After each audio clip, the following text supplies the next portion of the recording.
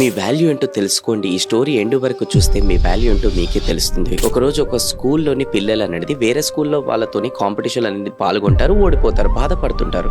అయితే దూరం నుంచి పీటీ సార్ అనేది గమనించి ఆ పిల్లలందరినీ ఒక గ్రౌండ్ లో అనేది గ్యాదర్ చేసి ఇమీడియట్ గా అతని జోబులో నుంచి ఒక నోట్ అనేది తీసి ఎంతమందికి కావాలని అంటాడు. అందరంటారు నాకు కావాలి నాకు కావాలి.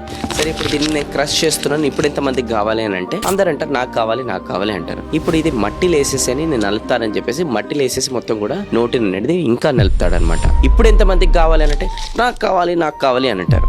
సో మై డియర్ స్టూడెంట్స్, దీన్ని నేను క్రష్ చేశాను.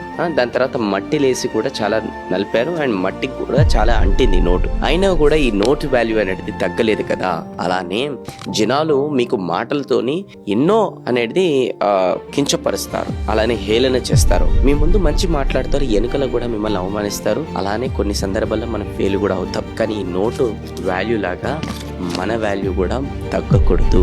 అలానే ఎవరైతే ఈరోజు వాళ్ళ వాల్యూ తక్కువైపోయిందని చెప్పేసి డిమోటివేట్ అవుతున్నారో అలాంటి వాళ్ళకి ఈ వీడియో ఖచ్చితంగా షేర్ చేసి వాళ్ళని మోటివేట్ చేయండి.